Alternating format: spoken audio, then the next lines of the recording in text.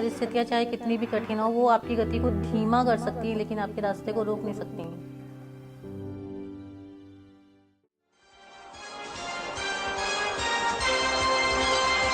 रहे हैं वो जो एयरफोर्स ज्वाइन करके आसमान में उड़ना चाहती थी, परंतु उनके हौसले ने और उनके मनोबल ने मुश्किलों को मात दे दी। हिम्मत हो तो उनके जैसे। स्वागत कीजिए state bank of Bikaner and Jaipur में एक असिस्टेंट मैनेजर, सवाई माधोपुर राजस्थान से शताब्दी अवस्थी। आइडिया कुछ नहीं था, बस सिर्फ एक यही था कि कुछ भी करना है। कुछ भी था, मुझे किसी भी तरह की नौकरी चाहिए थी, लेकिन मुझे नौकरी चाहिए थी। बहुत प्राउड था पेरेंट्स को। कहीं भी बाहर निकलते थे तो जब भी पापा बैंक में आते थे तो मुझे बहुत खुशी होती थी। वो एक इतने प्राउड के साथ में वो बैंक में एंटर करते थे कि हाँ, मेरी बेटी यहाँ पे मैनेजर है। जब मेरा शो आने वाला था तो एमडी सर ने पर्सनली एक जने को मैसेज करके बोला था कि हमारे बैंक से है, वो आ रही है, उसको आप ज़रूर देखना। बहुत अच्छा लगता है कि हाँ, आप जिस इंस्टीट्यूशन में हो वो इंस्टीट्यूशन आपको सपोर्ट करता है। तो सिलेक्शन होने के बाद भी मैंने पढ़ाई बंद नहीं की। उसके बाद भी मैंने अपना एमए कंप्लीट किया हिस्ट्री में। मैंने नेट किया, मैंने कॉलेज लेक्चर के लिए भी का भी एग्ज़ाम दिया। डेडिकेशन भी बहुत है स्कूल्स में, बहुत अच्छी इसके एकेडमिक में बहुत अच्छी रही है ये। तो फर्स्ट टाइम इसने बैंक का दिया और फर्स्ट टाइम में ये क्वालिफाई भी हो गई। जाके रात में सब लोग सो गए थे, जाके कंप्यूटर ऑन किया, उसमें रिजल्ट डाला, देखा तो भी मेरे को इतना रोल नंबर देख के तो लग नहीं रहा था कि मेरा ही है। जब मैं वहाँ से जीत के आई थी तो एक बहुत लार्ज स्केल पे मेरा फेलिसिटेशन हुआ, जिस मतलब ऑल ओवर इंडिया सब बैंक में सब लोग मुझे जानने लगे। तो छोटे छोटे कार्ड्स आया करते थे, तो उनको इकट्ठे कर करके एक बॉक्स था उसमें, मतलब और जुनून जैसा था, मतलब अमिताभ को लेके तो एक मूवी को कई बार हम देखते थे। वो मेरी दीदी फ़ैन थी तो उनको बहुत लेटर्स लिखती रहती थी वो। तो एक बार उनका रिप्लाई आया था, उन्होंने अपनी फ़ोटो भेजी थी ऑटोग्राफ देके और एक लेटर भी लिखा था। और वो लेटर मैंने अमिताभ बच्चन को दिखाया भी था। जब मैंने उनको दिखाया तो ही वाज शॉक कि मतलब इतना पुराना लेटर उनका लिखा हुआ। वो रखो, इनका खूब बोलते आपके बच्ची तो आपको वो है, आपको इस पर पूरा गर्व हो रहा है। मैंने खूब गर्व है मुझे तो सुन के बहुत खुशी हो रही थी अपनी तारीफ सुनना अमिताभ बच्चन के मुंह से। कोमल है कमजोर नहीं वो, शक्ति का नाम ही नारी है। एक गीत की ये पंक्तियां शायद हमारी आज की रोल ओवर कंटेस्टेंट शताब्दी अवस्थी के लिए ही लिखी गई थी। आइए एक बार फिर उनका जोरदार तालियों के साथ स्वागत करें, शताब्दी अवस्थी।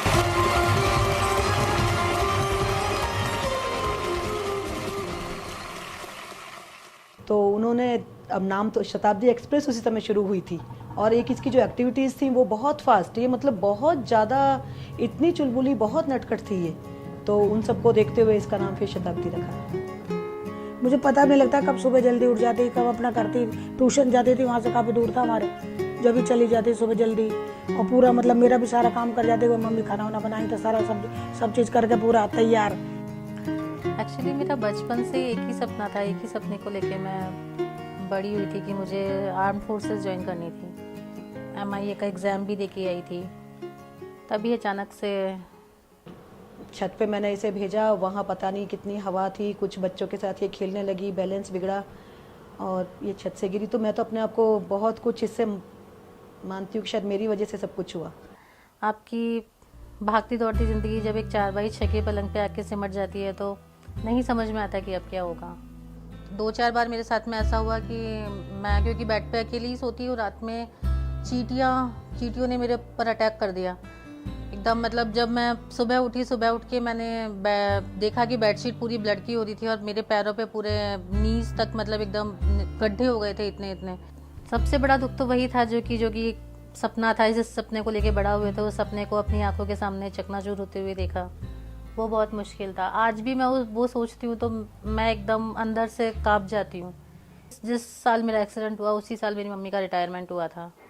तो उस एज के अंदर मुझे लगता है कि मैंने उनको बहुत दुख दिया, चाहे वजह कोई भी हो, लेकिन कारण मैं थी उस दुख का। तो उसके बाद में अगर फिर मैं रोने लगूँ या मैं उनको परेशान करूँ तो उससे बुरा शायद कुछ नहीं हो सकता था।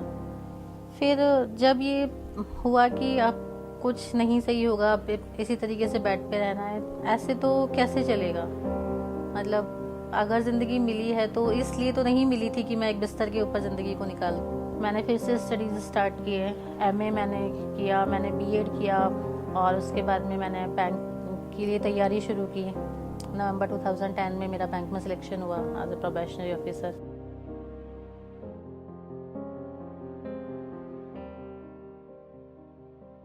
लेकिन यहाँ पे भी आके स्ट्रगल ख़त्म नहीं था।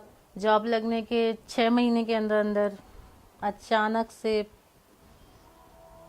मतलब कुछ नहीं हुआ था। पापा को कोई बीमारी नहीं थी, कुछ भी नहीं था। हल्का सा उनको एक दिन रात में हार्ट में पेन हुआ, अगले दिन दिखा के आई, ECG वगैरह सब कुछ नॉर्मल आया। लेकिन वो घर पे आए और पता नहीं कैसे साइलेंट अटैक आया और वो हमेशा के लिए छोड़ के चले गए हम लोग को।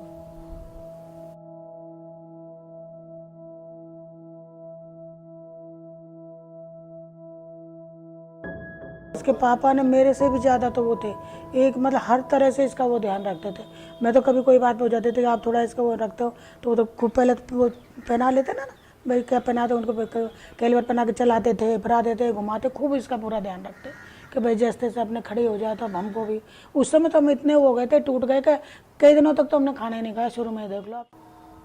मैं पूरी तरह टूट चुकी थी और मुझे लगा था कि अब शायद अब मैं नहीं उबर पाऊंगी इस दुख से। अब बहुत बहुत बहुत ज़्यादा डिफरेंस था। वो जो एक एक्सीडेंट के बाद जो पेन था वो एक पॉजिटिव पेन था, लेकिन ये जो दर्द था इसने मुझे पूरा अंदर तक मुझे तोड़ दिया था। मतलब मेरे को इतना स्ट्रगल करने के बाद में जब खुश रहने का टाइम आया तो वो चले गए।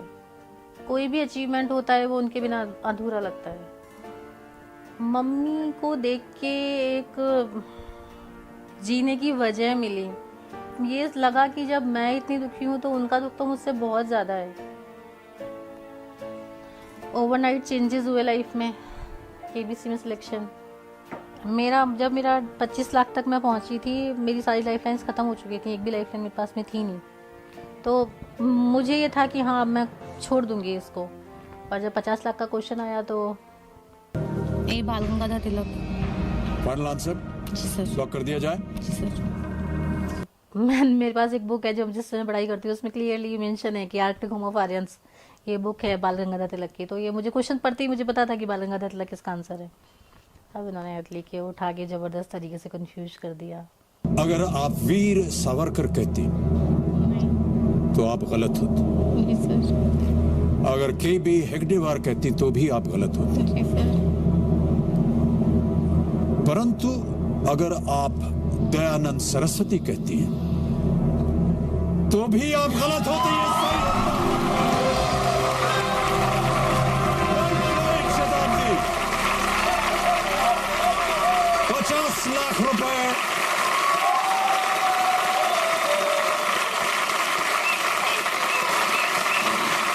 शताब्दी बहुत ही उम्दा खेल खेला। तो उनके हस्बैंड जिया जी बोले कि मेरी बेटी के लिए कह रहे थे वो कि उसको स्पोर्ट्स ज्वाइन कराते हैं कुछ। तो हमें लगा ये बोली कि मैं भी कुछ करती हूँ एक बार, और अचानक से वहाँ केवल वो एक जरा सी बात थी और उससे सब कुछ चेंज हो गया। और वो एक जो फीलिंग थी कि कंट्री के लिए कुछ करना है, वो तो स्टार्टिंग से थी। वो हमेशा रह के वो एक कसक उठती रहती थी कि मैं कुछ कर नहीं पाई हूँ अपनी कंट्री के लिए।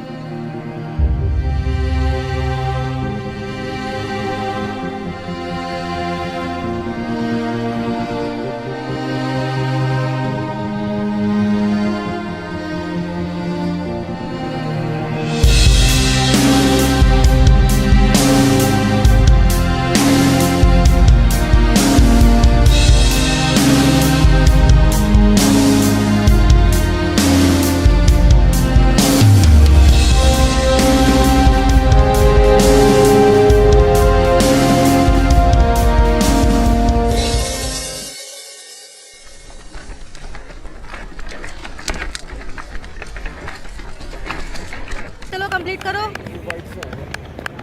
लगाओ चलो जल्दी। मेरा तो एक्सीडेंट हुए 12 साल हो गए, लेकिन मुझे कभी इस तरफ मेरा ध्यान ही नहीं गया कि मैं स्पोर्ट्स भी कर सकती हूँ। तो आई स्टार्टेड विद आर्चरी। मेरे कोच हैं श्री महावीर सैनी जी, उनसे मेरी मुलाकात हुई। मुझे खुद को सोचती हूँ तो मुझे लगता है बहुत फनी इंसिडेंस था कि जब मैं फर्स्ट टाइम सर से मिली थी, मैं गाड़ी में बैठे हुए थी। एक शॉट पुट दिया, मैंने कहा एक बार सेट पुट पहन के बताओ। वो मेरी मतलब लाइफ का मेरा फर्स्ट मोमेंट था जब मैंने शॉट पुट को हाथ में लिया था।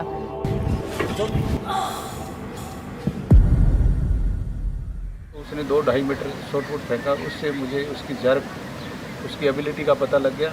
मैंने 31 की एज में मैंने स्पोर्ट्स स्टार्ट किया, तो एक तो वैसे ही 11-12 साल से मैं बेड पे हूँ, तो बॉडी एकदम स्टिफ हो चुकी थी और मेरा आधा पोर्शन काम नहीं करता, सिर्फ मेरा अपर पोर्शन काम करता है, तो उसी के अकॉर्डिंग मुझे सारे एक्सरसाइज करने होते हैं। तो सबसे पहले तो उसको मेंटली हम प्रिपेयर करते हैं।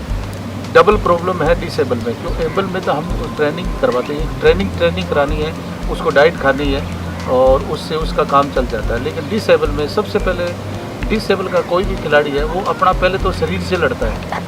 मैंने उसको वहाँ फिर उसके अंदर एक स्टैंड तैयार किया और स्टैंड से इसको जेवलिन, डिस्कस और शॉर्ट पुट फेंकाना शुरू किया, तो इसने बहुत शॉर्ट टाइम में इंटरनेशनल हो गई।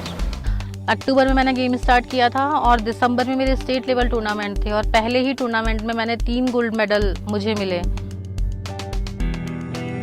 सही डिसीजन था लाइफ का, जिसका श्रेय पूरा मेरे कोच सर को जाता है। शायद सर नहीं मिलते तो मैं नहीं एथलेटिक्स स्टार्ट करती, और एथलेटिक्स स्टार्ट करने के बाद में तो बहुत जल्दी मुझे रिजल्ट्स मिलने लगे। Dubai Fazza world para athletic grand prix मैंने पार्टिसिपेट किया और ये मेरा पहला इंटरनेशनल टूर्नामेंट था और उसमें मैंने इंडिया के लिए सिल्वर मेडल जीता। Second place and silver medal goes for Shitabati Abbasi from India.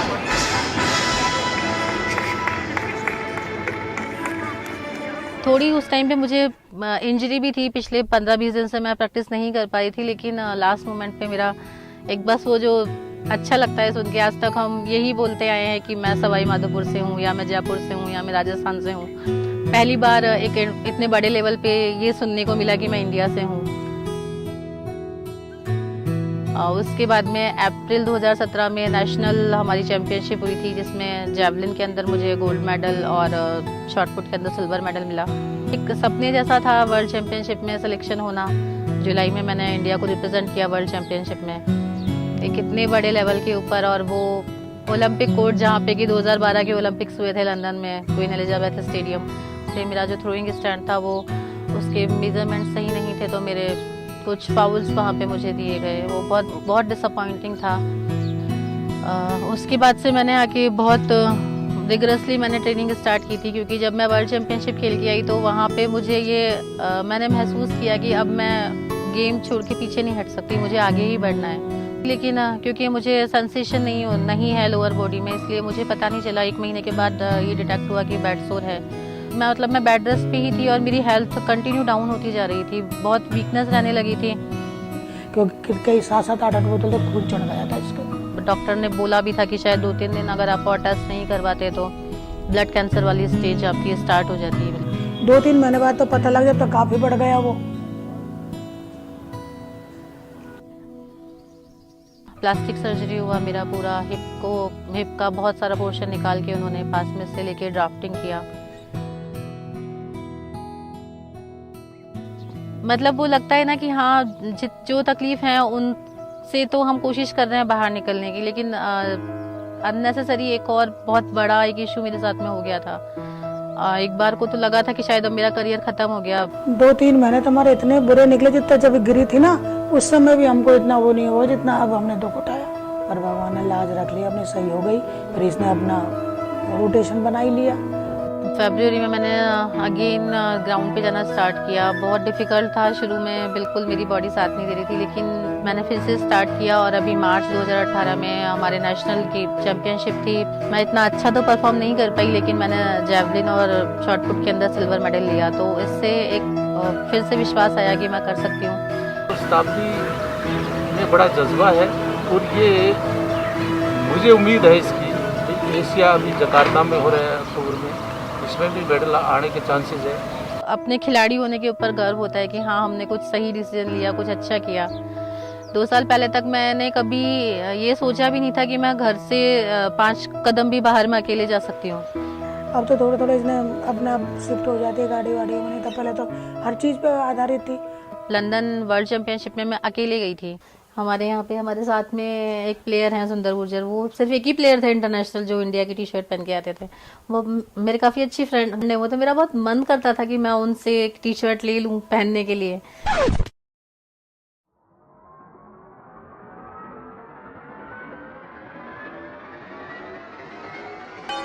बहुत ही हंसमुख है और अच्छे व्यवहार की, जो अगर मेरी पूरे राजस्थान में अगर मेरी कहीं बनती है तो इसी के साथ बनती है। नहीं, मैं किसी से इतना बात नहीं करता, ना किसी के पास जाता। अगर जाता हूँ तो उनके घर पे बैठ के आता हूँ, मैं कहीं नहीं जाता। मैं मेरे खुद के घर भी नहीं जाता, 2-2 साल हो जाते हैं मैं मेरे घर नहीं जाता, एक ही के घर चला जाता हूँ, तो बस घर वाली फीलिंग आ जाती है। दुबई वो ले गई मुझे, दुबई भी दिखा दिया। ये तो बेटा होता तो क्या दुबई दिखाता, या नहीं दिखाता।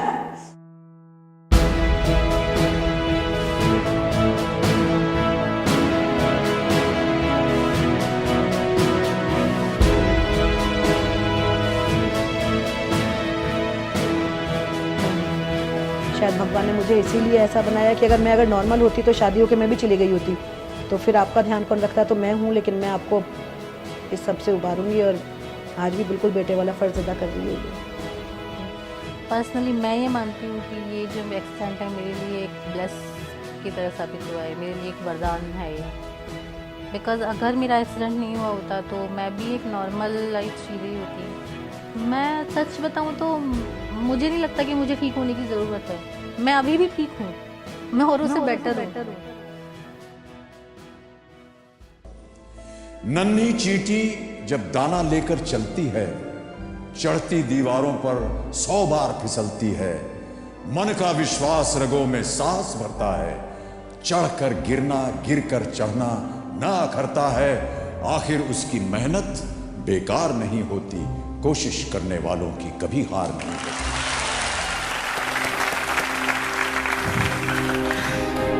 बहुत धीरज दिखाया आपने शताब्दी जी, और इस धीरज को, इस धैर्य को, आपके मनोबल को हम एक बार फिर अभिनंदन करते हैं।